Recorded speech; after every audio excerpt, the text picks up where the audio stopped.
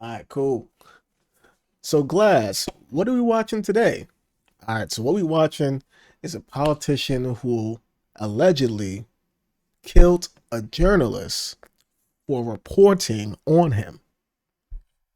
Now, this is a video that was made by the channel is called Dreading Crime and Psychology.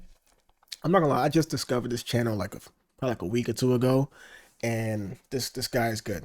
Like he gets a lot of like research done, and he tells a nice chronological story. Like the order, it seems to be in the right order of what happened. So he tells you basically from like start to finish, like just about everything I guess you need to know about whatever crime he's discussing or case that he's discussing. Very interesting. If you're into like crime and like the whole interrogations and people discovering how to solve cases and how people get caught and all that crazy stuff. It's a cool channel. Anyway, so this is about a politician.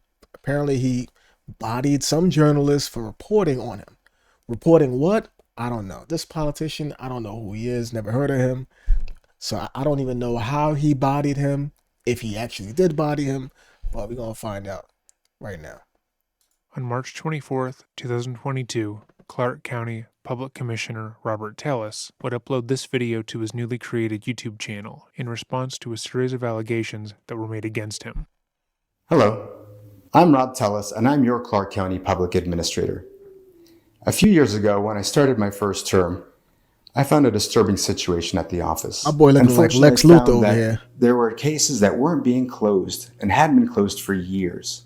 I also found that checks to families were waiting to go out so long that the checks went stale before the families could get them. Tragically, there were even situations where the family members died before they could receive their own checks.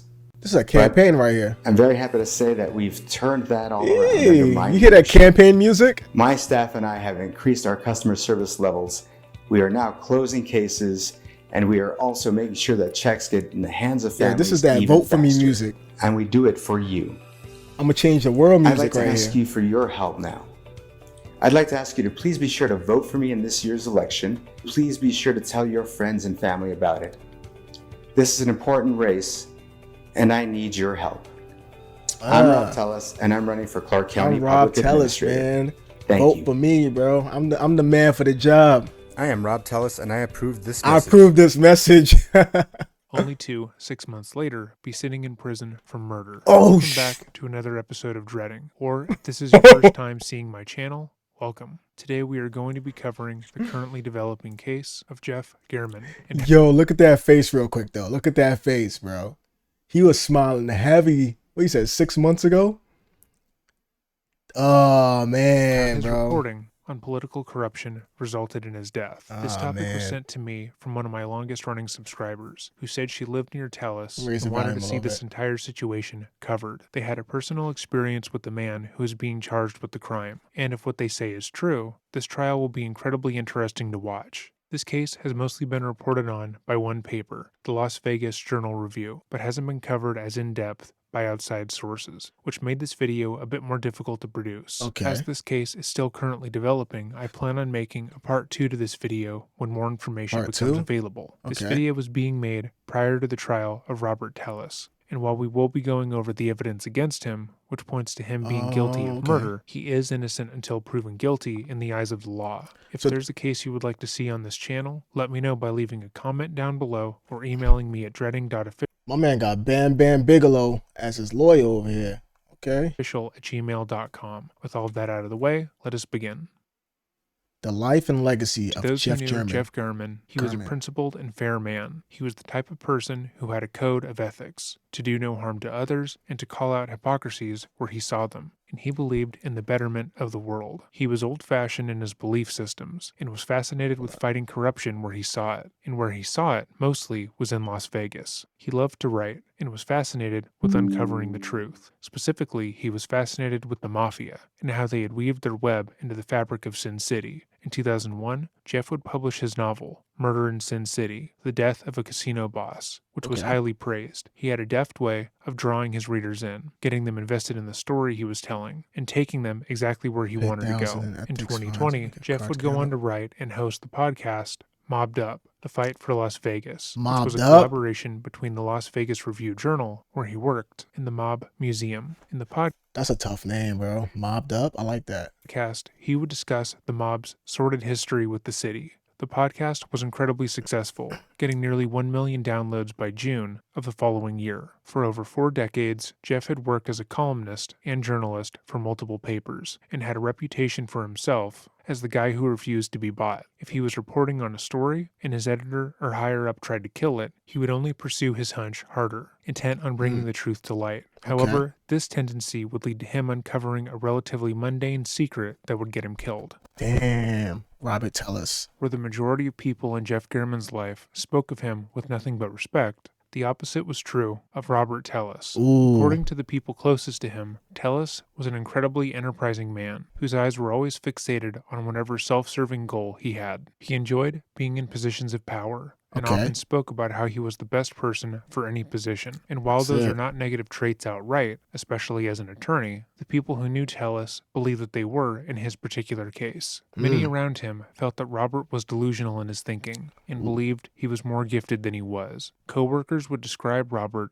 as being a tornado, destroying almost everything in his path and making life harder for them. He thought that he was innately better than those around him, and when it came to making workplace decisions, he actively hurt the people around him because he felt that he knew better than they did. Carlos Morales had gone to law school with Tellis at UNLV, and immediately Tellis began making problems. School with Tellis at UNLV that he knew. You said Hellas Morales? Better than they did. Carlos Morales had gone to law school with Tellis at UNLV, and immediately Tellis began making problems. They both served on student government, and it quickly became clear that Tellis wanted to run things in his own way. He didn't care much for the opinions and thoughts of other people, and instead chose to act in a way that many believed was antithetical to the success of the student government. He refused to do things by the book, instead forcing those working under him to do things, quote, his way, which often resulted in them being done wrong. Anytime someone would miraculously do a good job despite his interference, he would take the credit for their work and would routinely throw others under the bus if he believed that they were trying to upstage him. Yo, they're saying a lot of negative stuff about my man, bro.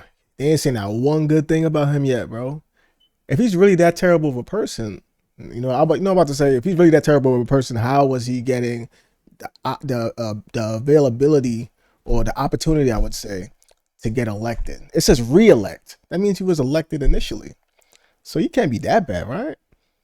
Or, I don't know. He was obsessed with his reputation and wanted to outwardly appear as a nice, trustworthy man. Despite obsessively attacking people he seemed to believe wanted his position. He was also well known for taking advantage of his positions over people sexually. According to Morales, his time working for student government came to an end when multiple people witnessed Tellis molest a first-year law student without their consent. Morales and other witnesses reported this incident. Wait.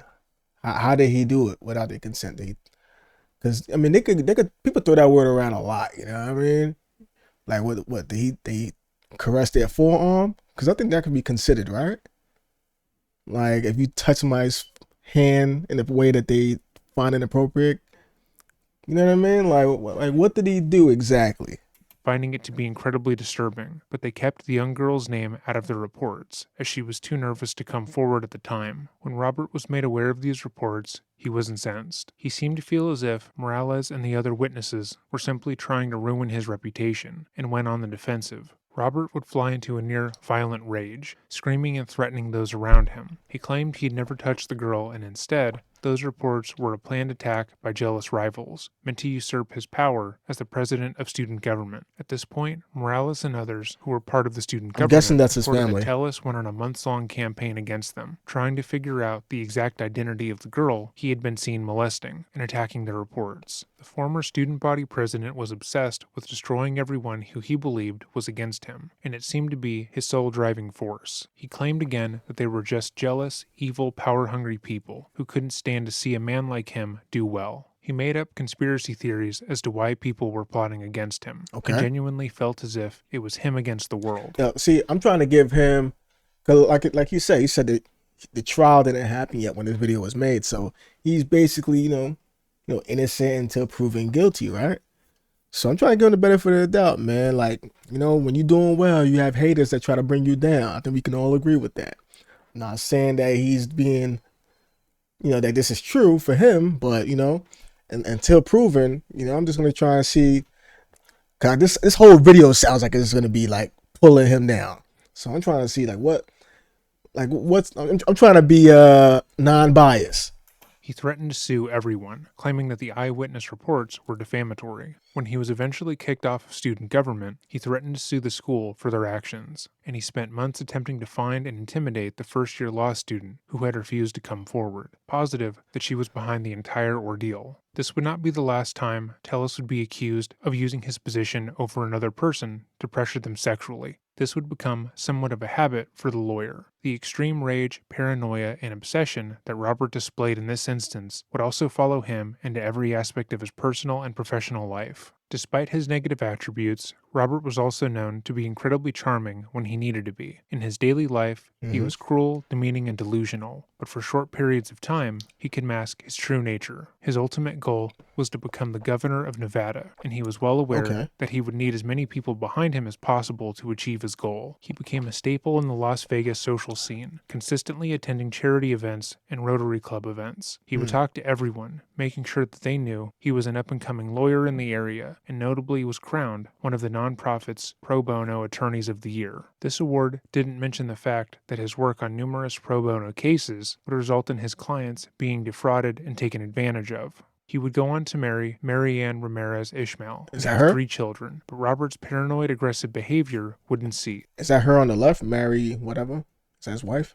Their relationship was said to be not grandma in the middle. Toxic, with Robert repeatedly cheating on her with various co-workers and women he met through work. When confronted, Robert would reportedly fly into a rage. It seemed, at least to the people around Robert, that any form of criticism leveled at him was taken as an insult. The very implication that he would cheat on his wife was so offensive that if it was brought up, he would see red. However, that didn't make the assertion untrue. On February 29th, 2020, Robert would fly into one of these rages, only this time he was in public. The couple had gone out for a date night at the Bellagio, wanting to spend quality time together away from the children. But sometime during the night, Robert became angry. Witnesses weren't able to recall what the pair was fighting about, but Robert appeared to be the aggressor, screaming in his wife's face until he was beat red. After some time, Marianne convinced Tellis that they should go back home, realizing that they were making a spectacle of themselves. However, the fight was far from over. Once in the car, Robert grabbed his wife by her neck and began to strangle her while shaking her. He let go a little after a minute, at which point he started breaking things inside the vehicle. When he began to drive them home, he continued his assault,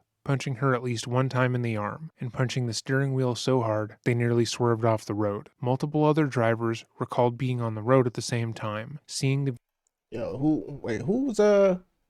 who's confirming all of this detail right here? Is it the wife?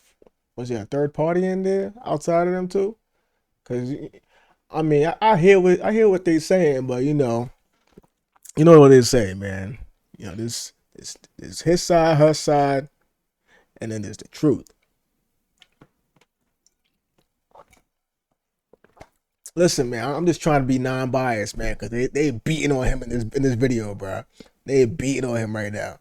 Vehicle speed while swerving in and out of their lane. Luckily, despite being too intoxicated to drive and in a physical altercation, they arrived home in one piece. Once there, Marianne repeatedly told her husband to go to sleep, hoping that he had calmed down from the fight. Their kids were reportedly already in bed, asleep, and she didn't want to wake them, but Robert didn't care. He refused to end the argument or go to bed, and instead continued screaming, repeatedly striking her and requesting that she kill him repeatedly. Marianne tried to escape her husband and protect her children by barricading them all in their rooms. However, Robert was able to break in, bashing the door down and chasing them throughout the house, still in a rage. Really? At one point, according to the police report, Robert was able to grab a hold of his wife and held her in what was described as a tight bear hug. She was unable to get free from his grip, and their kids tried to fight their father off of their mother, but it was no use. He refused to let go. Thankfully, Marianne had been able to call the police while in her children's bedroom.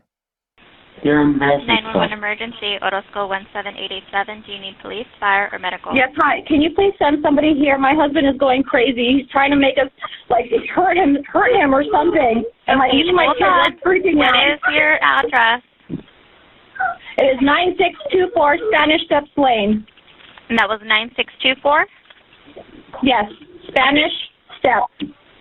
Okay, what is he doing now? He just won't leave us alone. He had too much to drink tonight, and it's just, me and my kids are scared. Okay. Has anybody been hit or pushed, ma'am? Well, he tried to hurt me, but it's fine. He hasn't touched me since. No, Okay. I didn't think Nobody needs an ambulance? No ambulance. Just somebody to come. Okay. I'm going to go ahead down and or send somebody something. out there. I already have the call set Great. up, okay? Now, what's your Thank husband's you so much. name? Rob. Rob? Is it Robert, Yes. or is it? This can't be the first time that he gotten like this, bro. They're married. They have kids. This can't be the first time that she's seen him like this, bro. This can't be the first time, bro. She knows he's like this. If you know someone is like this, I mean, why would you have a family with them and be with them for this long if you know when they drink they get violent? I don't understand that. I know this cannot be the first time he acted like this, bro. Come on, man. And also for him too, like if you get like this when you drink, if you get violent, like I know people who get violent and get very aggressive when they drink. It's like, bro, if that's how you are when you drink, then you probably should not drink. If you turn into a complete douchebag, like, you should probably just not drink. Or people should just not want to hang around you when you drink. Like, oh, you going to be drinking tonight? All right, cool. I'm going to head home, bro. I'll catch you tomorrow, all right? I'll catch you when you're sober. Like, if you act like a douchebag when you drink, then you probably shouldn't drink when you're with people. You know what I mean? Like, I just don't understand that. Especially as an adult, you should, by the time you're 30, you should know how you are. You should like have a great understanding how you are when you are under the influence. Not even 30, I'd say 25. You know what I mean? I'd say by the time you're 25, I think 4 years is a good time. From 21 to 25. Most people are drinking before they even 21, you know? I don't know, bro. That just sounds silly to me. Yeah, Robert. Okay, what is his last name? Telles. And is he white, black, Hispanic, or Asian? He's Hispanic. Okay, how old is he? 43. What's his date of birth, ma'am? 43. Acting like this when you're 43, bro? 76. Like, come on, bro. All right, now he's calmed down now that he knows I'm talking to you. Okay, how tall is he approximately? 5'7". Thin, medium, heavy build? And here's another thing, right? All right, this is your wife, right?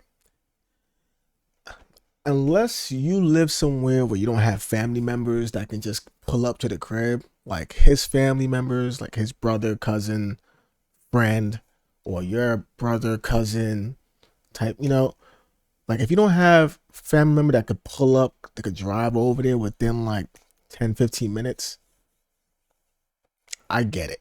You call the police, I get it. But if your family members is close by, why not? Why get the police involved? Why not get your family members to pull up and talk to him and calm down, take him outside? Like, why? I mean, I guess you can say, oh, to get it on record, I guess, if he decides to be abusive in the future, then I guess you can have it on record that you had police called before. I guess. But I don't know. It's a tricky situation. You know? Calling the cops on your loved one, I don't know, man. I don't know. I don't really know how I feel about that. Y'all can let me know in the comments. Medium. What color clothing does he have on today? He's just wearing a burgundy dress shirt and boxers.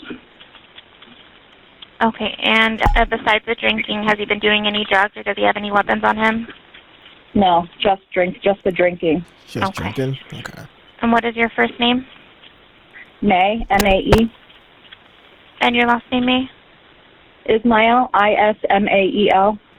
I'm sorry, spell that for me again. I-S-M-A-E-L. Thank you. And a good phone number? This number? Thank you. Okay. And you said he's calmed down right now? Yeah, now he's calmed down. He's putting his pants on. I think he might leave. Okay. If he does leave, what color, make, and model is the vehicle he would be leaving in? A brown BMW X3. Okay. Is it a 2-door, 4-door? I mean, if he's calm now, like, why are we still going through this call? Is it older or newer? Like, newer. Okay. Do you know the plate number by any chance? And if he's drinking, then no worries. Why would he be hopping in the car? Okay. I do have a call set up. If he does happen to leave, just give us a call back to let us know. And, if you know where he's going or what direction he's leaving in, just give us that information as well, okay? But I do have a call set up for officers to respond. Okay, thank you. Thank you, ma'am. Bye-bye. Bye. The following is the police body cam footage from his arrest.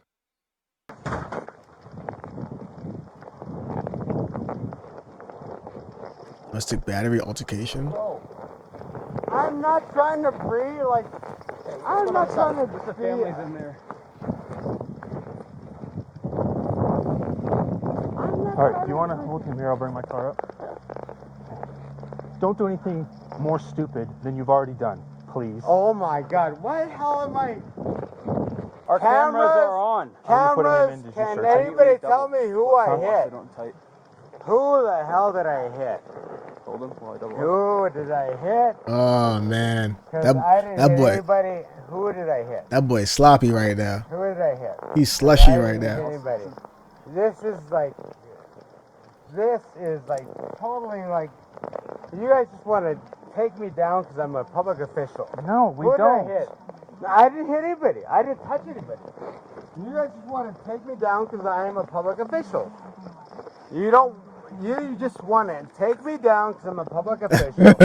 I did not touch anybody. I haven't hurt anybody. I am just being approached, but you guys just want to take me down because I'm a public official. That's it. I'm a public official. I'm sure your supervisors will love to see this bloody damage when they see it. I'm a public official, and that's all you want to do is take me down for being a public official. Why are you taking me down? I haven't touched anybody. I haven't hurt anybody. It looks like it's broken. This is a civil rights violation. You guys just want to take me down. I haven't touched anybody. This is my home. I haven't hurt anybody. I haven't touched anybody. I love my family. I love my wife. You guys want to take me down. That's all it is. Why are you taking me away from my friggin' house? Why do you have any suspicious... That boy is slushy, bro. I'm... Yeah, what did he drink? Why did it cost to take me home? Why did it cost to take me? You're not making any sense right now. Dude. Do you have any cause to take me? Brian. Do you have any cause to take me? This seatbelt's being stupid. What does it cost to take me? So I can go to the other side.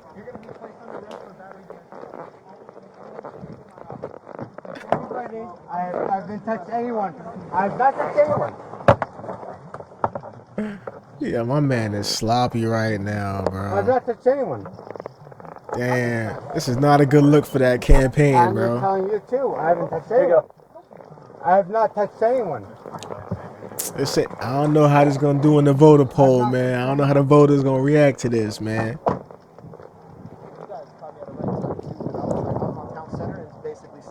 Hold on. My man said Y'all This event hate us should have because been y'all the ain't end of his us. career. A public servant had assaulted his wife and terrorized his children, but instead, this instance was swept under the rug. He was able to get the domestic violence charge down, and the issue was never publicized. That is, until 2022. Tellis. Let's go ahead and call the case. Robert Tellis, C1226980A and B, and time set for trial. Judge, it's been resolved. Okay. We're going to submit on the B count. B as in boy? Yes, Judge. Okay. There'll be a 90-day suspended sentence with a 6-month fraud stay out of trouble order. Wait, what? The defendant will do the corrective thinking course, pay a bail forfeiture in the amount of $418, and if successful, the charge will be dismissed. Count A is dismissed today pursuant to negotiations based on witness issues. Very well. Mr. Goodman, is that a correct statement of the resolution? Yes, Your Honor. Okay. Wait, what is this? Tell us, are you agreeable with this resolution? Yes, Your Honor. You do have the right to have a trial where the prosecution has the burden of proving the case beyond a reasonable doubt. By accepting the resolution, obviously you're giving up that right. Do you understand that? I do, Your Honor. Do you have any questions before I make it official? No, Your All right. As such, sir, this will be what we call a submittal on the record for the original charge of resisting a public officer, requiring you to do basically 3 things over the next 6 months. First thing you'll need to do is stay out of trouble, and we call that a broad stay out of trouble. No new criminal offenses, no arrests, no citations. You'll have to attend, pay for, and complete the corrective thinking class, which is given online. It costs $60.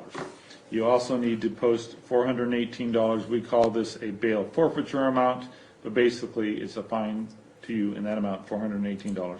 And if you do all these things, you'll get the best result that you can get out of a criminal matter, and that is the dismissal. If you fail, you will have the conviction of resisting a public officer without the benefit of trial, as well as 90 days of jail to credit. Just to make sure that's what you've agreed to again, correct? Yes, Your Honor. It's a good deal. Keep it in your hands, out of mine. Agreed? I agree, Your Honor. All right. Okay. We'll go ahead and get you that 6-month return date. The A charge, as discussed, will be dismissed. So my man, for the next 6 months, he got to be out there undefeated. He can't get probably not even a traffic ticket, I guess. He got to be undefeated for the next 6 months, basically. March 30th at 8:30. Yo. March 30th, 2021 at 8:30. We'll go ahead and get you the return slip. You get the referrals? I got this. I think this is probably what I need. Or they can go to the 4th floor, but that has the information how they can sign up for the class. So it is a new class. We think that is the appropriate information. And good luck. Thank you. Yeah. Have a good day, Your Honor. You too. Okay. Is this all for that one night? For the drunken night?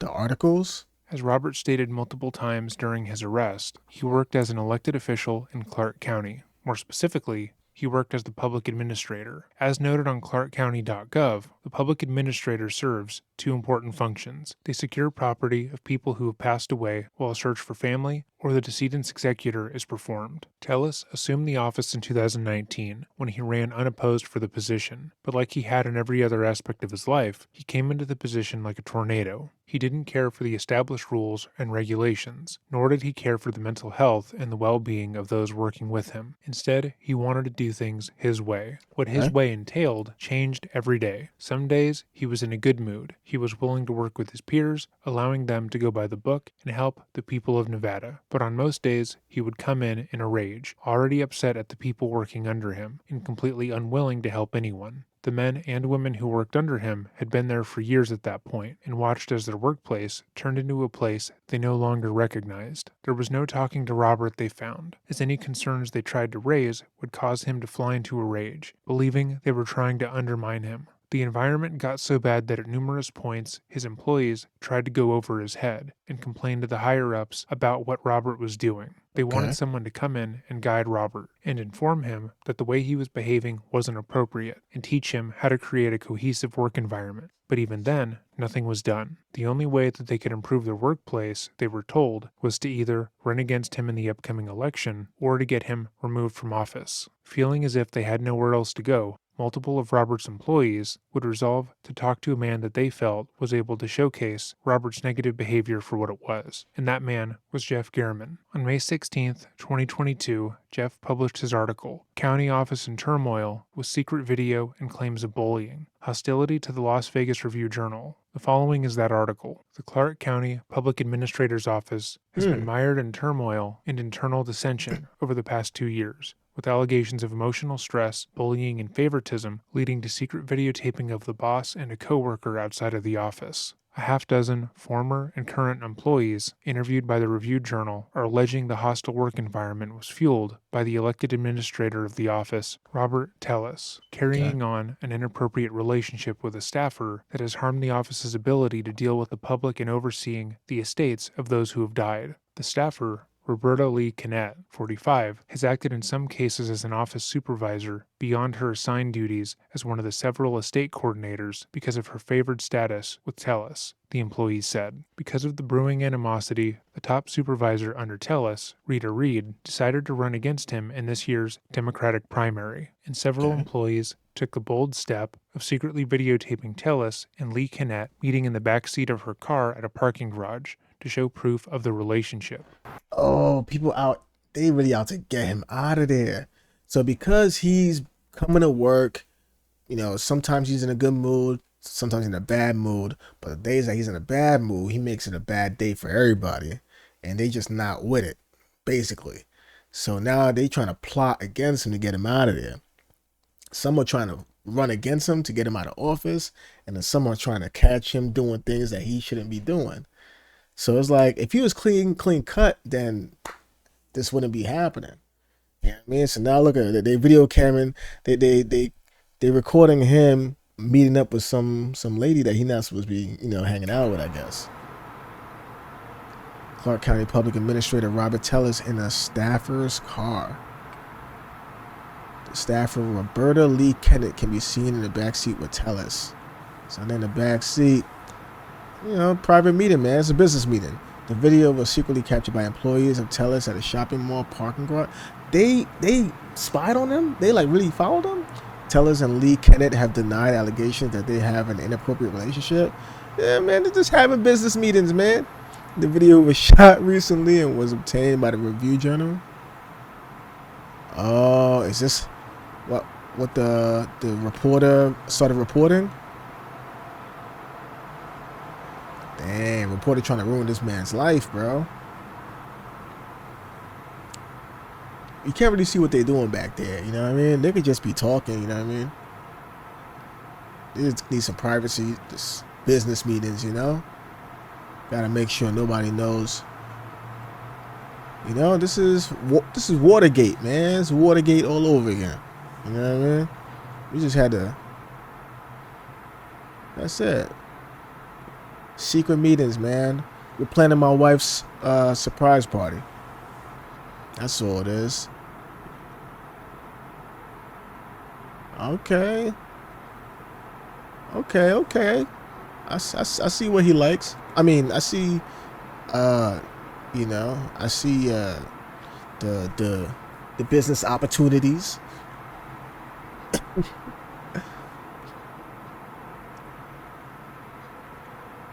So that, I'm guessing this is her car. It was in the back seat though. How long were they back there? It didn't seem like they was back there for that long.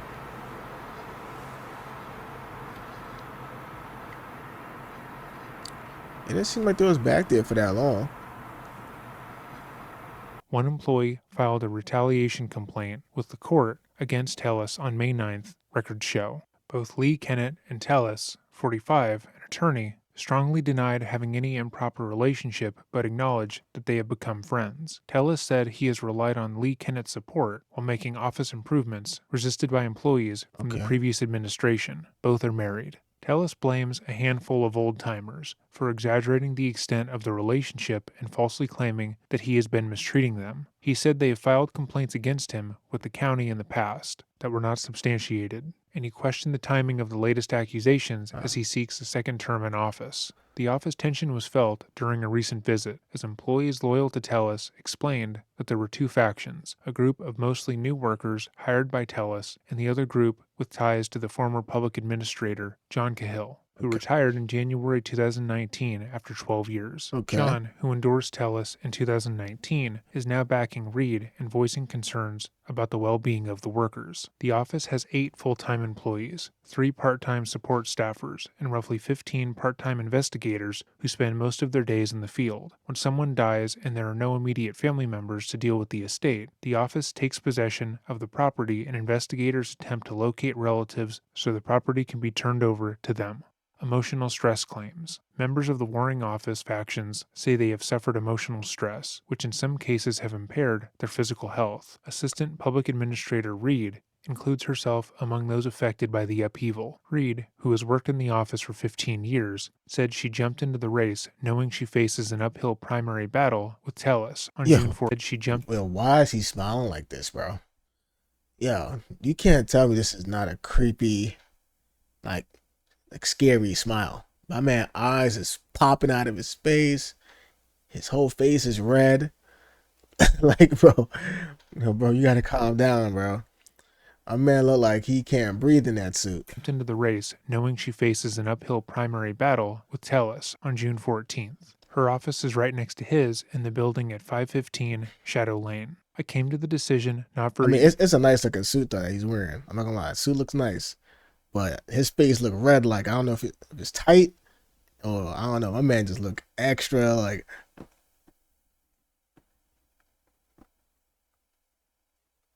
That's how he looks. Easily, bro. Because it affects my life dramatically, Reed said. But I want to do whatever I can to let the voters know that this is not the right man to be in charge of any department. They're trying to we're always on guard and out of there, under bro. stress. All of the people in his office deserve to be treated with respect and dignity, and the people we serve deserve to be treated with respect and dignity. Holdover staffers said they seek. You know, there's some people that really just don't enjoy the way he's running the office, and then the people that I think that's running, I think there's a good chance that they probably care more about just taking his spot and having that power, as opposed to really caring about the quality of life for everybody else. They just probably just looking at this as an opportunity to take his spot. You know what I mean? I could be wrong, but I mean the way reality is, I can see that being the case. That it's like, they're not happy. You know, I do want to move up. This looks like an opportunity to go against him, and because so many people might dislike him, they might just feel like, hey, anybody other than him will be better, and this might be an easy way for me to maneuver my way to the top. So who knows? I'm just I'm just trying not to be biased. We videotaped Tellis and Lee Kinnett after work several times, slipping into the back of her Nissan Rogue earlier this year in the shadows of a high-rise mall parking garage. The staffers said they recorded the clandestine meetings to offer proof to county officials of the office dividing relationship. The Review Journal has obtained and viewed videos of the meetings. This is unacceptable, disgusting behavior for a public servant, a state coordinator Alicia Goodwin said in the confidential. Yeah, I mean, sure, he's doing what he's doing. Jail slippers, okay. I mean, like, yeah, he's doing what he's doing. What was it? Sneaking into the back of a Nissan Rogue in a mall parking lot. Like, he's not doing this on like office hours. I'm assuming he's not doing this. No, I'm not saying what he's doing is right. I mean, obviously he's a married man. It looks very sus, but it's not like he's doing it at work in the work parking lot. You know what I mean? I mean, yeah, they work together, I guess, but clearly they're doing this off of the work premises. They're doing this in a private area, in their private life, and they're getting stalked by employees. So I don't know. I mean, what they're doing, it might be weird, but I mean, is it really right that you stalk the dude? I don't know, man. I don't know. That might be a little extra.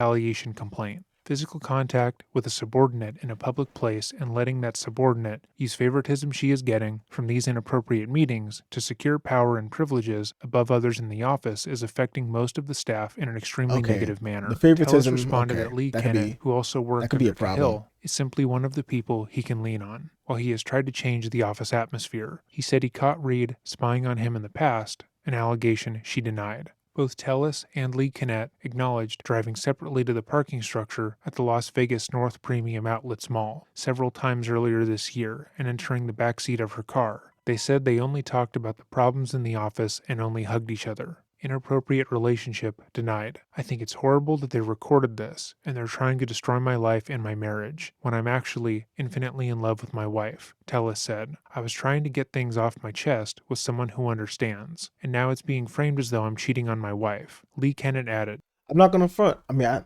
in the video that we saw, it wasn't in the backseat for that long, right? That's one. Now two, obviously, it doesn't take much for you to kiss somebody, maybe even touch them. You know what I mean? But it didn't look like the Nissan wasn't shaking, so it wasn't like there was bumping uglies. You know what I mean? Sure, maybe it could have been a little tuggy going on. You know what I mean? Some hand gestures maybe that we wasn't seeing possibly. But I mean, he could be telling the truth. You know what I mean? I'm not saying that he's not attracted to Shorty, but I'm just saying, like, there's no clear proof that they was doing anything. We are left with our imagination, honestly. Just to be real. I'm not saying they didn't do anything, but also we can't really say they did because you can't see anything really. You know what I mean? So I have not had an inappropriate relationship with him. I would not be friends with a man who thinks he's going to have an inappropriate relationship with me. When asked why the duo didn't go to lunch or somewhere else, less secretive, to privately discuss work, Lee Kennett said they can't do that without someone in the office making assumptions about them. She said she suggested going to the back seat of the car because she wanted to make sure Tellis would listen to her concerns face to face. Tellis said the meeting location. Well, why did you guys go in the back seat of the car? Well, I just wanted to make sure that I can turn like this with one leg up on the seat. He could turn facing me, and we can talk face to face in the dark in the back seat of the car. I'm not gonna lie, that explanation, that was kind of sus. I'm not gonna front. That was a weak explanation. I wanted to be face to face. That was kind of a weak explanation. I don't know. That was kind of sus. I don't know. The back of the car is crazy. I mean, I don't know. Sheesh.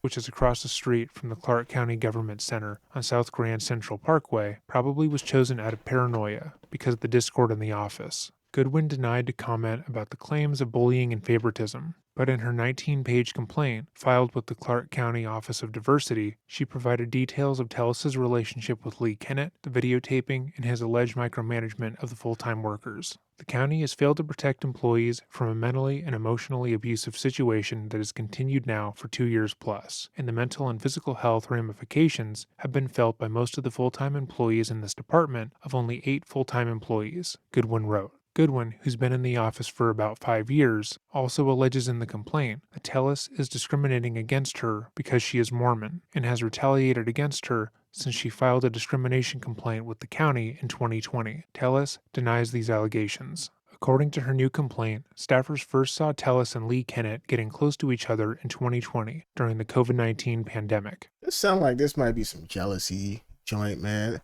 Because all I'm hearing is a bunch of women complaining about him. They haven't pointed out any men that said anything about him yet. I don't think they pointed out any men outside of the reporter, I guess, that was going to make a story out of the situation. But people that's working under him, all I'm seeing is women. Does he have any men that work under him? 'Cause I'm just hearing a lot of women saying, "Oh, favoritism. He's dating the Spanish, the curvy Spanish lady." And they're meeting in the parking lot, and he's a married man and she's married, and they're both married, but they messing with each other, so they having their cake and eating it too, and she's getting favoritism in the office, and I'm over here like, I'm over here like, I'm sitting at my desk looking at the wall like, I don't have a window view. I don't have a corner office. Like, I'm just hearing like a lot of those complaints, bro.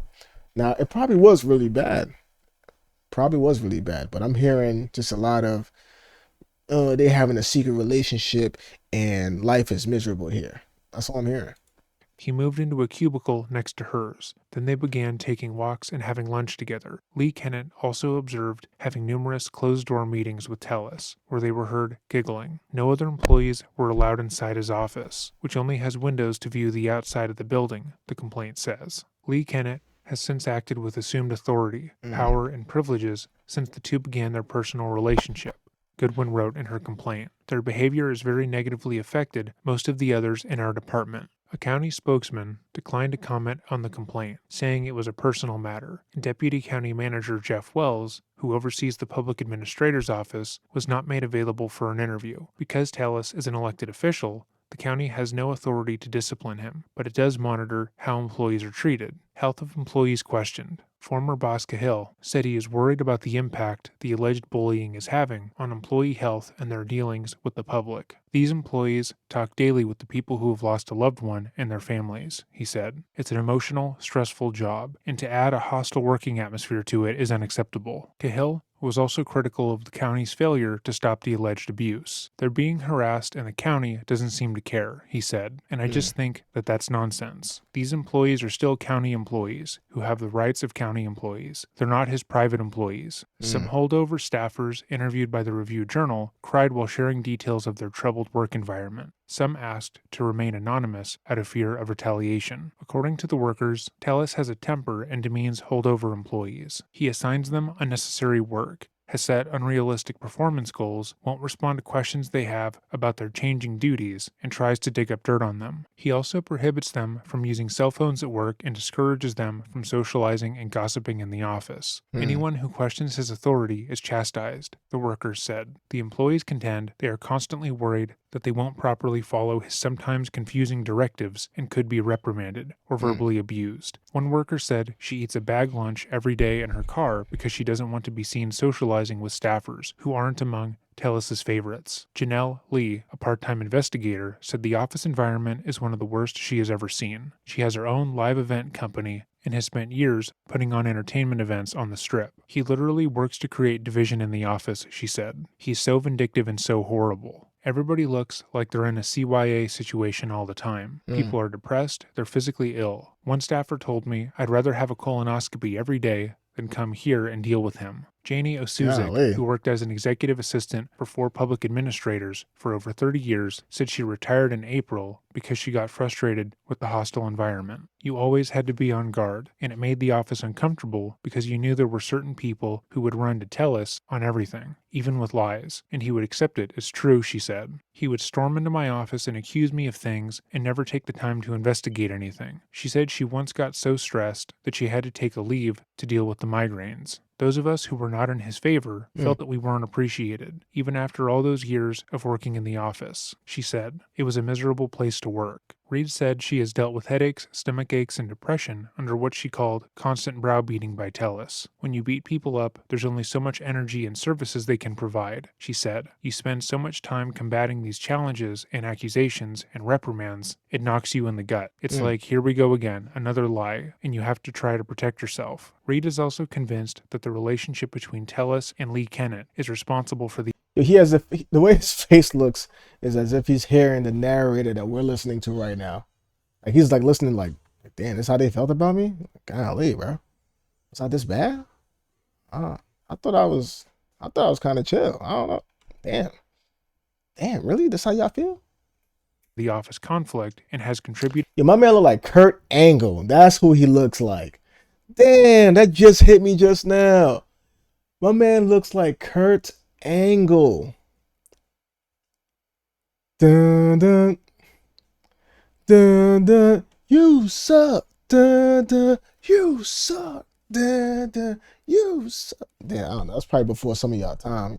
You know who Kurt Angle is, probably. Contributed to Tellis's efforts to strip her of much of her administrative duties. His relationship with her is harmful to the operations in the office, Reed said. She has become more and more powerful and noticeable. If she didn't like something, boom, she'd be marching into his office and there would be some change. Tellis disputes the claims of hostility from Reed and the other veteran employees. These allegations that I've chained people to the wall or something are bogus, he said. They make it sound as though everybody is miserable in the office. I've done my best to try to be as nice and friendly this whole time. For whatever reason, they just seemed to want things to go back to the way they were, serving the interests of a few. Before I got there, this office was in a horrible, horrible state. Among the changes Tellis said he has made are closing estate cases faster and cutting back on large amounts of tax-funded overtime employees were getting under Cahill. He provided a document that showed one veteran employee received more than $140,000 in overtime between 2017 and 2018. That was on top of the employee's combined $150,000 regular salary for those years. The employee's overtime dropped to roughly $13,500 in 2020 under Tellis, according to the document. Lee Kennett, who sits in a cubicle similar to other state coordinators and employees, said the disgruntled staffers are responsible for creating the drama. Rob is walking on eggshells because of all of them. We all are, she said. There's no accountability on their part. Nicole Lofton, an estate coordinator for the past year, said the old guard acts like a little gang and has tried to isolate her. Lofton said she has suffered from migraines from stress. They told me from the beginning to pick a side, she said, adding that Tellis does everything he can to help her succeed while the other group wants her to fail. Ariana Payne, another Tellis loyalist who works as a full-time office assistant, said that she has seen the increased production of the office. The office is running a lot smoother, she said. We're closing a lot of cases. But she said there's also been a definite divide. There's talk of them versus us, and it shouldn't be that way. We have a duty to do. Alicia Goodwin provides details on her retaliation complaint of what... Here's another thing. One thing I learned from working with a group of people is that if you have like a group, let's say 10 to 15 people or so, not everybody is going to like you. Not everybody is going to like whoever the supervisor is or whoever the manager is. So, I mean, I'm not going to lie, there's a lot of companies where sometimes it's the, I guess the floor workers versus management. You know what I mean? Where it's like management versus the floor workers.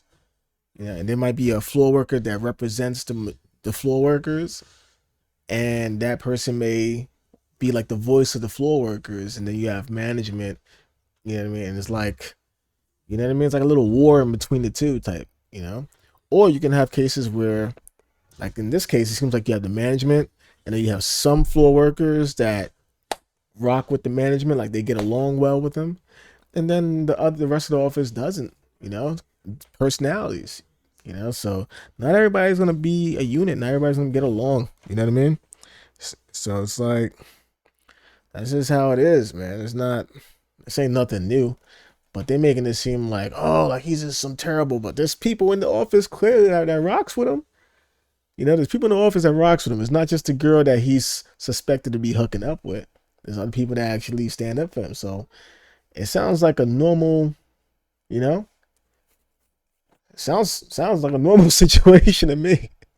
What employees claimed they saw when they observed Tellis and Lee Kennett at the Premium Outlets parking structure between February and March. We were then able to take photos and video from afar, Goodwin writes. We also were able to secure several instances where they met up in a parking garage, driving separately in their individual vehicles and staying from 1.5 to 2.5 hours on each visit. In one video, the footage shows Tellis and Lee Kennett in the back seat of her Nissan Rogue. The video appears to show two heads through the tinted black window joining together before the couple leaves the back seat. Tellis leaves first, walking away without looking back. Okay, Lee that's Kennett the video that we exits the saw. car seconds later and gets in the front seat. Neither person acknowledges the other outside of the car. We're being put through all of this because he's having a private thing, one employee said. I don't think he should be allowed to run a county department. He's mismanaged so many things. This is a horrible abuse of public trust. To say the article caused an uproar in the public administrator's office would be inaccurate, as every paranoid delusion that Robert had ever had just been confirmed. Despite the video showing him and his subordinate in a compromising position, the testimony of his staff, and the proof of his unprofessional behavior, Robert felt as if he was being unjustly penalized. He was being attacked and criticized, not because he did anything wrong, but because he was surrounded by opportunistic snakes who all wanted what he had. He seemed entirely unable to process that he had done anything wrong.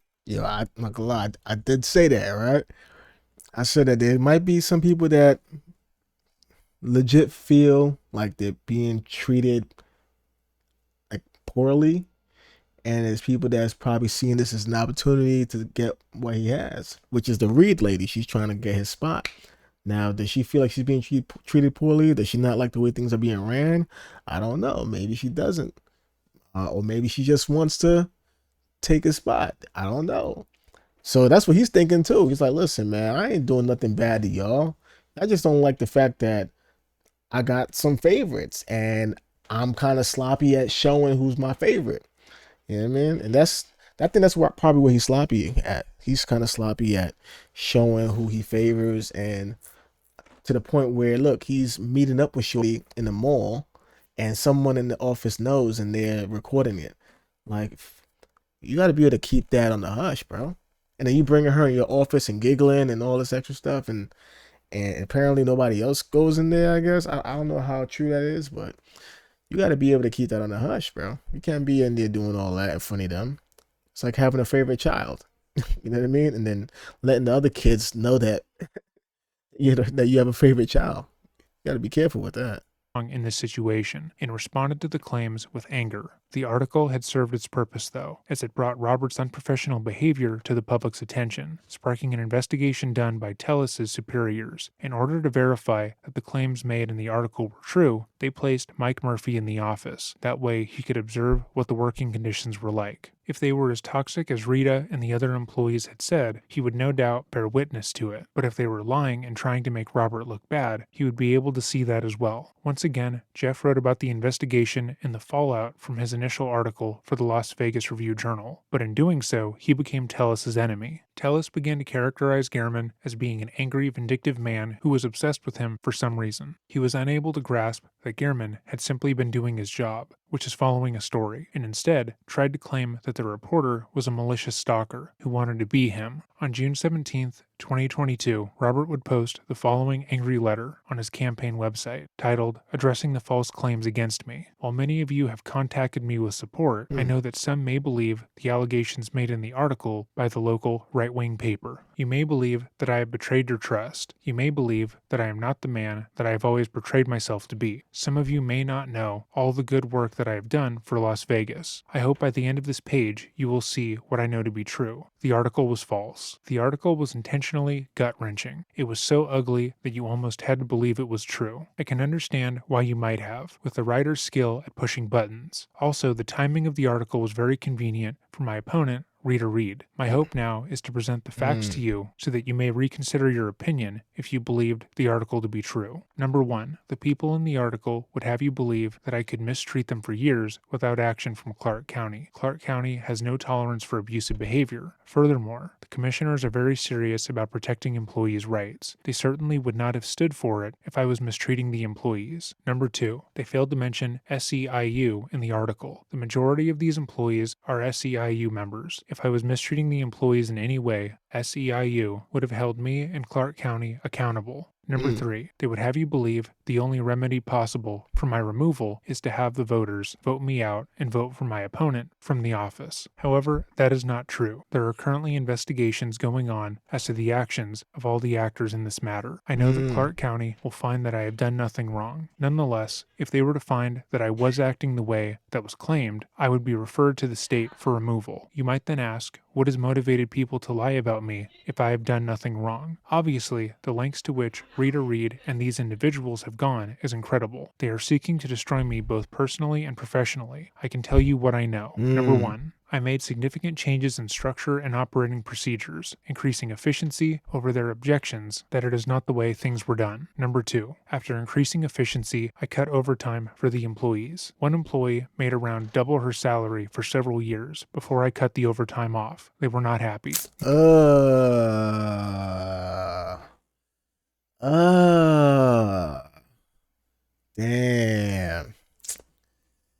Damn, yeah. That'll do it.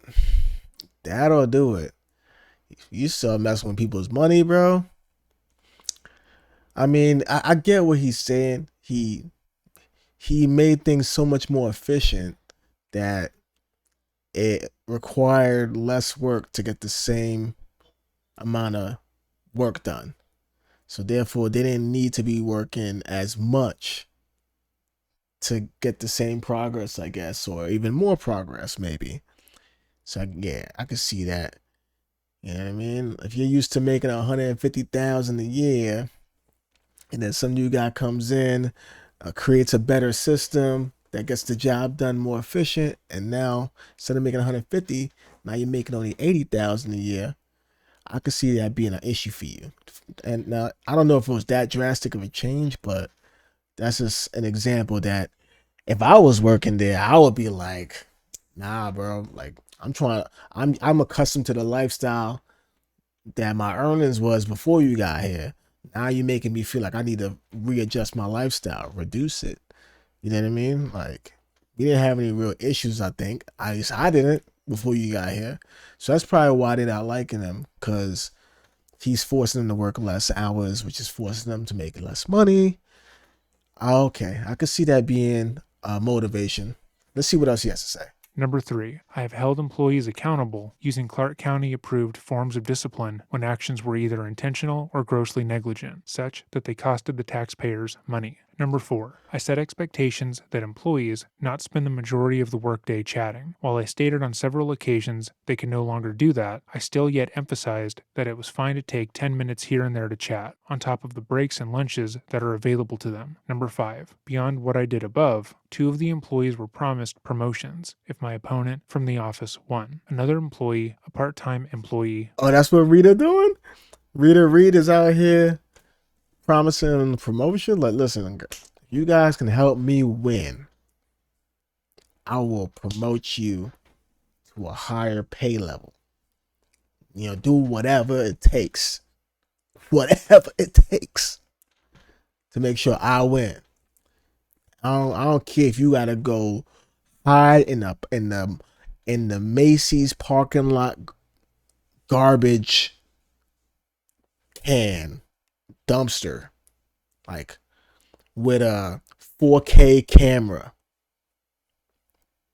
recording him.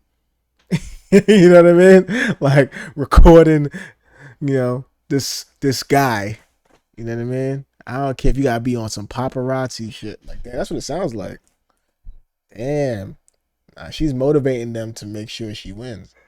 Was promised a full-time position. After my opponent from the office, Rita Reed, announced her candidacy, her supporters in the office began to ramp up interference with our operations. After the article, this included harassing other employees in the office. Tragically, these other employees have suffered mental and physical effects, and at this point, nothing can be done while the investigations are going on. It is upsetting to see the real harassment going on that will never be in the paper. Unfortunately, my hands have been tied for now. I believe my opponent and her followers were goading me into disciplining them for the harassment so they can run back to the newspaper for another article. When my assistant county manager offered to have Mike Murphy come in as my assistant, I immediately accepted the help. Having a third-party observer in the office would keep these people from continuing their hostility in the office. In my written statement, link at the end of the page, I noted that Mike Murphy was coming in as my assistant public administrator. However, the article did not say that. The reporter wanted to make it sound as though Mike Murphy was a babysitter for me, not my opponent and her supporters. As I mentioned earlier, there is a remedy for removing me, even if I win re-election, and I am found to have done wrong. On the other hand, I believe Rita Reed and her supporters in the office see this as their last chance to get what they want. Also, I am sure Rita Reed is counting on a win so she can shield her supporters from being disciplined for their actions against the other employees for the past couple of months. If I win, I will be certain that Clark County is directly involved in any discipline that results from the findings of county's investigations. I will be sure SEIU is involved as well, as they can be sure that the rights of all the employees are protected during the process. I have worked for years to help people, both professionally and in the community. A look at my website, my social media, and LinkedIn show just some of the good work that I have done.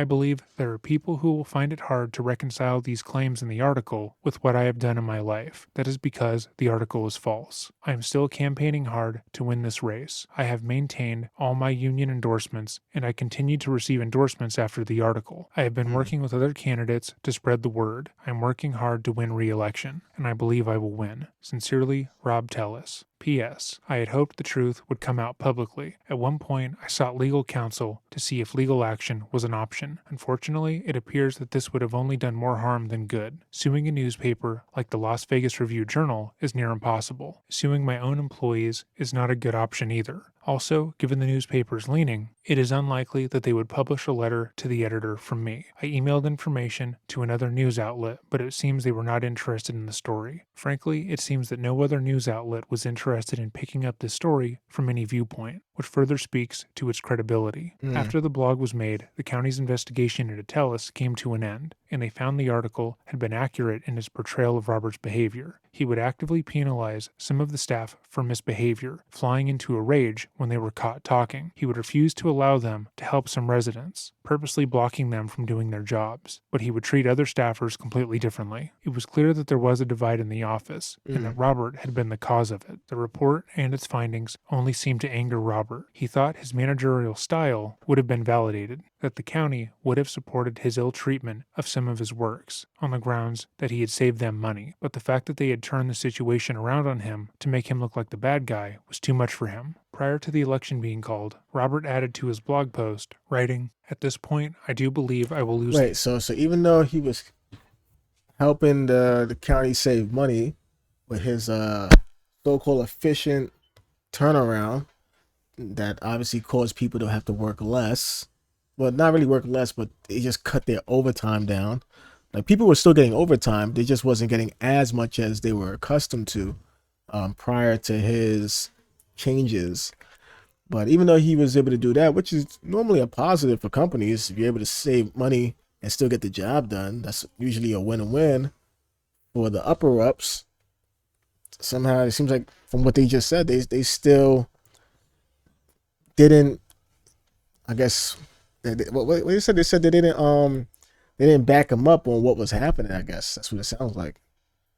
This race, and I am looking forward to his blog post, writing, "At this point, I do believe I will lose this race, and I am looking forward to going back to the practice of probate law where I can continue to help families. Why then provide this update? Well, I have always believed in justice and doing the right thing. I know it may sound naive. Wait, June 19, 2020. This was last year? What the? But that is how I feel. I believe it is important to lay out the truth, only to share with you what really occurred here. It makes no other difference at this point. If you are reading what I am writing here to find something about which you can be upset, I am sure you will find it here. If you are interested in learning more about all of this, you will find that too. Frankly, when I entered the office, I had hoped to rally the team. I wanted to fix what was wrong with the office and show the team that there was a better way. Unfortunately, some of the team preferred to stoke fears amongst themselves that I wanted to fire them. In hindsight, it was to justify to themselves what they were going to do to me. For my part, I sent encouraging emails and often thanked all the team members for their efforts in person. I did my best to recognize them for their good work. Unfortunately,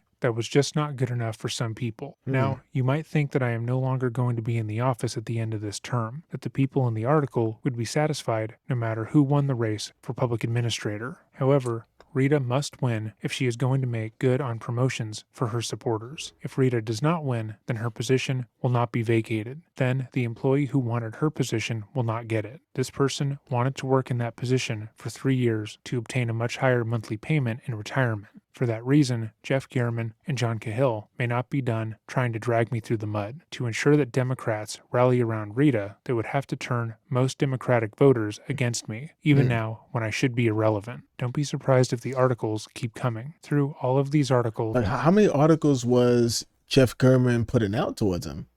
I thought it was just one. I thought it was only one. It sounds like he's been putting multiple articles against him. Let me see. Through all these articles, I have had the support of my family and friends.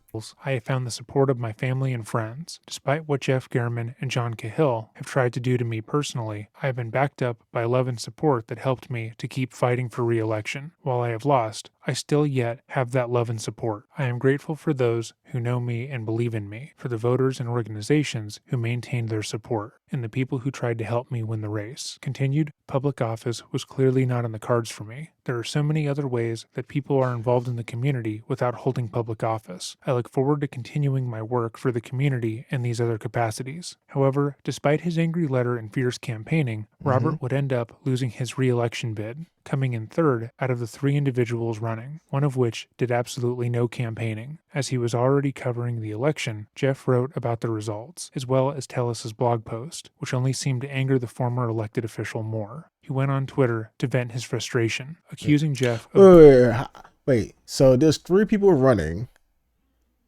he came in third, and one of the people that was running didn't even do a campaign. This dude was doing a campaign and he still came in third. Somebody didn't even run a campaign and got ahead of him somehow. Like, what the hell? Like, damn, that sucks. Being two-faced. He wrote, does the @LVRJ know that @JGarmanRJ may be doing double duty on their dime? Did they know he basically made a veiled threat to make me take down my site with the truth after I had already lost the election? #Las Vegas. However, the screenshot he posted showed no such threat or malice. Instead, it just showed the journalist asking him for a comment for his article. After he had lost the election, Robert's journalist... Wait, he said, does @LVRJ know that J. German RJ may be doing double duty on their dime? Do they know he basically made a veiled threat to make me take down my site with the truth after I already lost the election? This is a text message of Jeff German. I haven't seen the statement. And then, is this from his phone? Is this from Telus phone?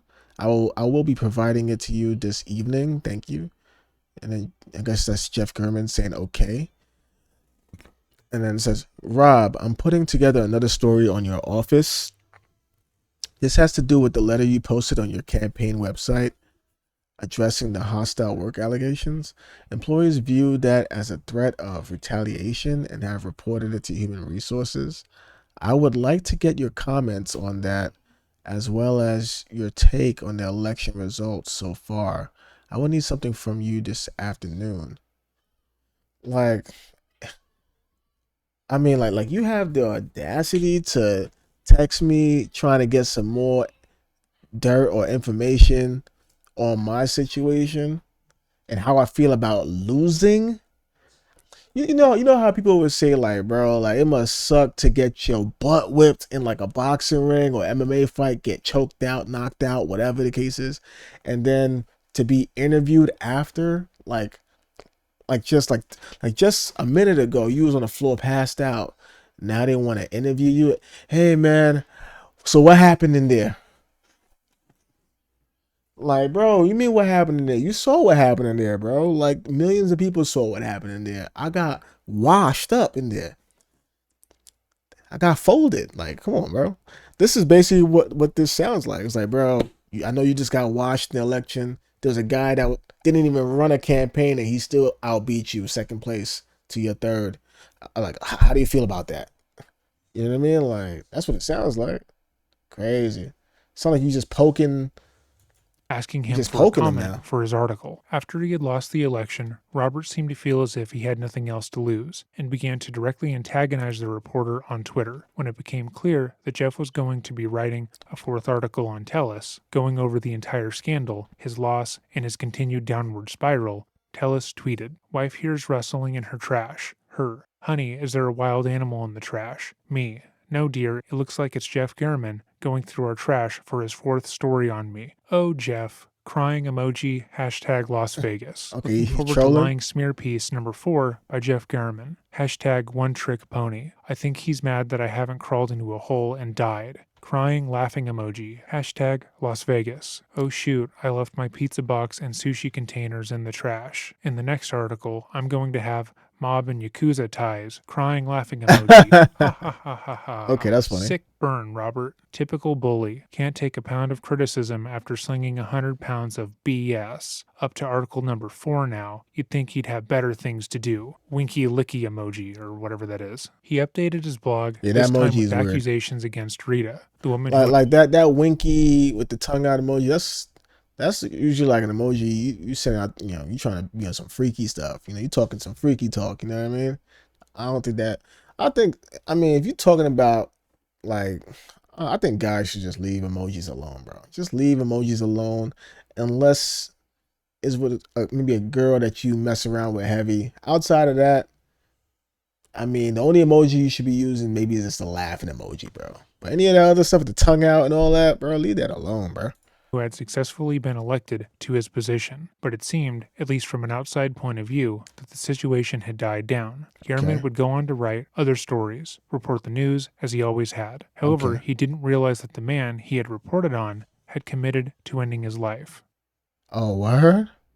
Robert Tellis's response to losing re-election had been interesting to watch. He had actively attacked the character of his staff, texted multiple staff members vague threats, and had utilized his blog, Twitter, and Facebook to attack the character of people who had, at one time, supported him, even men he had networked with the hope that they would be assets for his eventual campaign to become governor, were attacked, as well as called duplicitous and mocked mercilessly. Gehrman had worked as a reporter for 4 decades and knew from past experience that the story with Tellis was far from over. This was a man who had worked tirelessly to get where he was, and he wanted to uncover all of the friends he had lost and the people he had left dead and bloodied along the way, so to speak. With that in mind, Gehrman made additional public record requests relating to any information on Tellis. These requests included emails between Tellis and his employees, records of misconduct in the office, and would prove that Tellis was not only abusive to his workers, but carried out inappropriate sexual relationships while working. Robert was already in a heightened state since losing the election. He was embarrassed, but more importantly, he was angry. His life, his plan, everything he had worked towards was now destroyed, and he believed that it was the fault of 2 people, Rita Reed, who still worked under him and ran against him,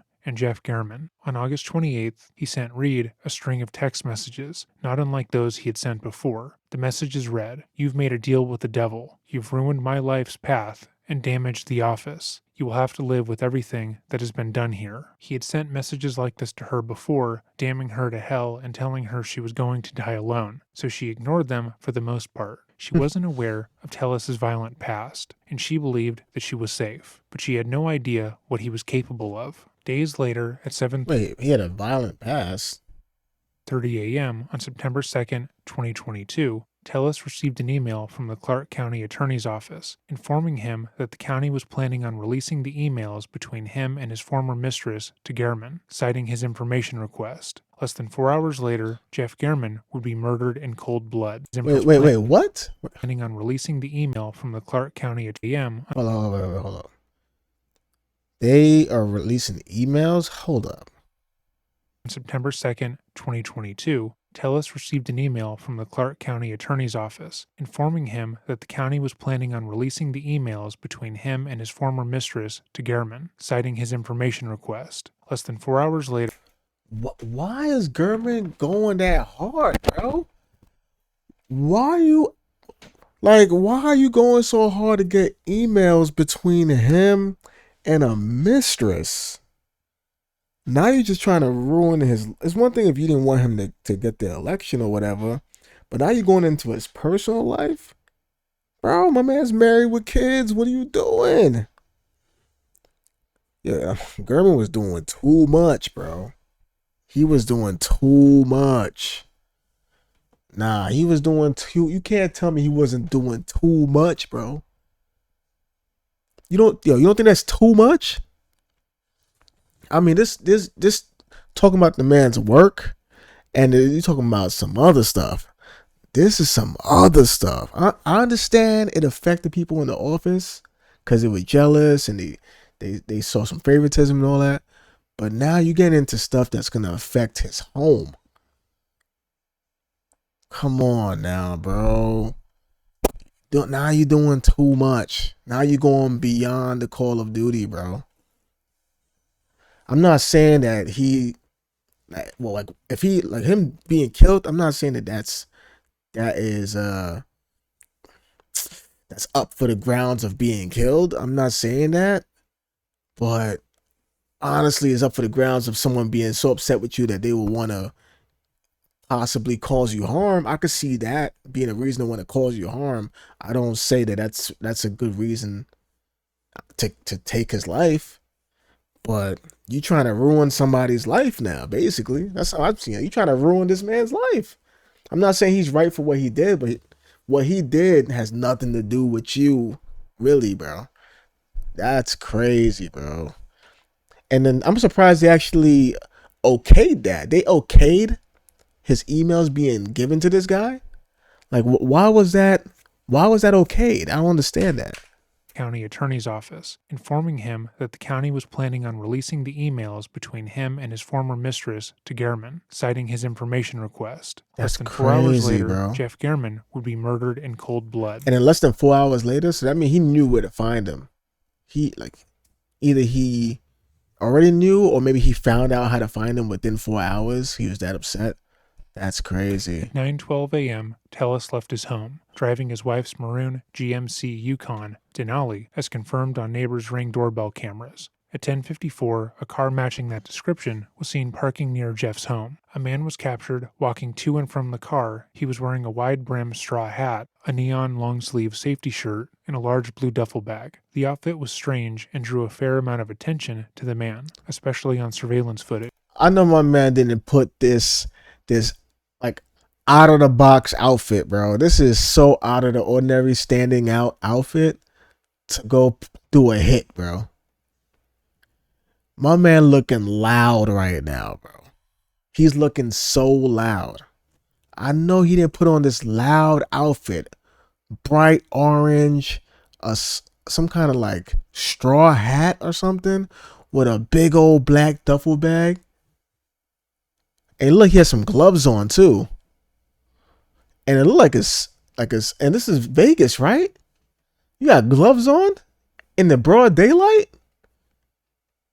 Come on, bro. I know it ain't cold.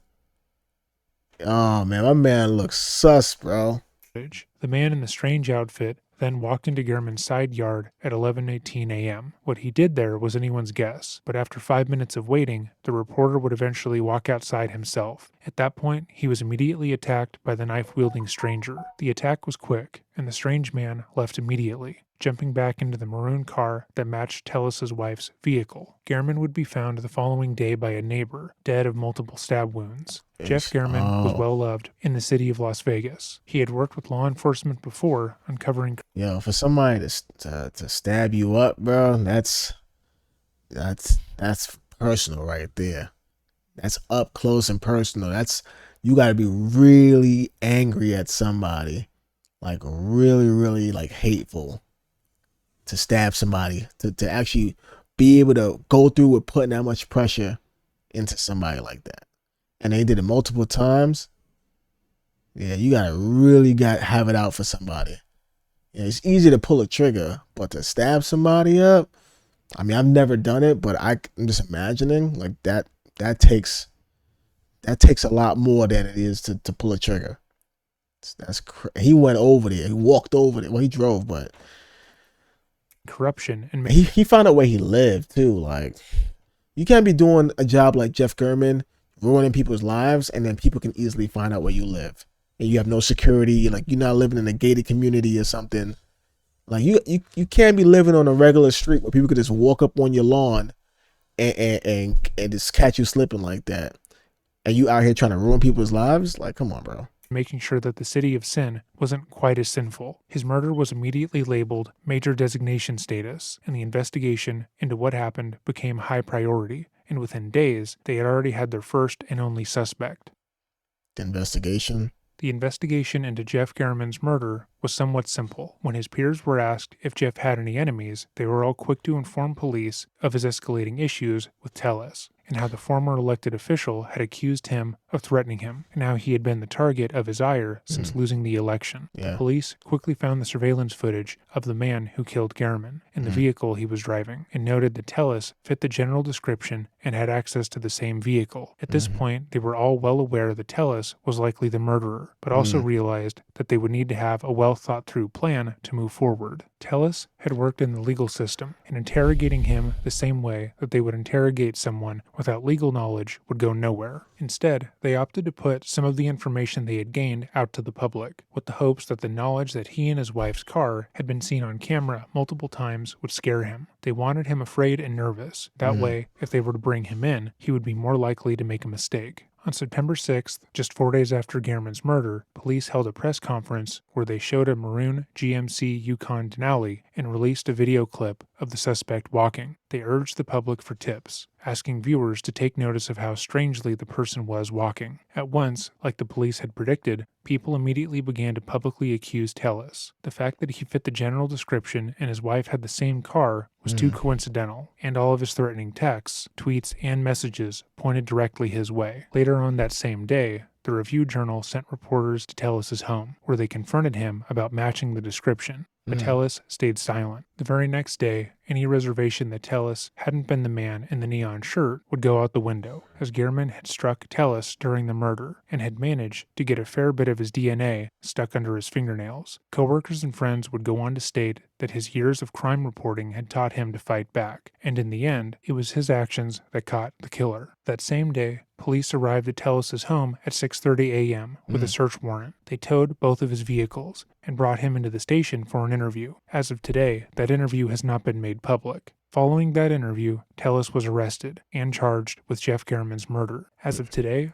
Robert Tellis remains in custody pending trial, which is set to begin April 2023. The investigation into him has also uncovered the fact that he had misappropriated his client's funds in the past, and that he might have participated in a kickback scheme tied to house flipping. However, details about that have yet to be confirmed. Hopefully, in April, we see justice done in this case. Jeff Gehrman was a powerful writer and an honest man. He spent his life working to fix corrupt systems and bring light into dark situations. He got involved with Tellis after being made aware of the strife he had brought into his workplace and sought to defend the men and women who worked under him. He deserves justice. If you have made it to this part of the video, thank you for watching. Again, this is part 1. And a second part will be out following the trial. If you like this video part 1 and want to see the next portion, like and subscribe. If there's a video you would like to see. Alright, so this was part 1 basically. I don't know if there's a part 2. Oh, okay, there is a part 2 right here. When a narcissist tries to represent himself in court. Okay. You know what? I'm gonna save this one for watch later. Save to watch later. So if anything, I might watch that one. I think I'm gonna have to watch that one I gotta see how this ends. I gotta see if they try him. Obviously they are trying him. I gotta see if they convict him, and if so, for how long? Is it for the rest of his life? Is it like 20 years? Like what is it? He's already in his 40s. So I mean 25 years, he ain't coming out to like damn near 70 if that's the case, if they convict him.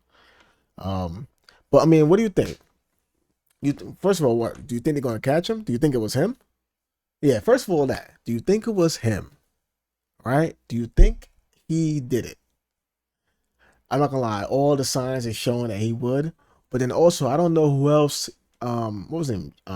Is it Jeff Gehrman or whatever? The Gehrman guy, the reporter. I don't know who else he pissed off. It seemed like he was doing this for a living, so I don't know who else he was actually getting at. And it could have been somebody else that he was reporting on at the same time as him. But then again, the car, his wife's car, Rob's wife's car, is what's tying him to this murder. I don't know how frequent a car that looks like that is gonna be driving around that neighborhood. But yeah, that's the main thing that's causing Rob to be linked. And then also they're saying that Gehrman scratched his face, whatever, or somehow got a hold of his skin, scratched him, and got some of his skin in his fingernails, I guess, or whatever. That's like a big thing in a lot of these cases. When the killer uses a knife, the thing about using a knife is that you're getting close. So when you're getting close, that person has a chance to kind of fight back in a way. Even though they might not be successful in fighting back, they might get, your DNA in their fingernails if they happen to claw your skin, claw your face, or whatever in the process, trying to like scratch you or pull you or whatever. And that's usually how they get caught.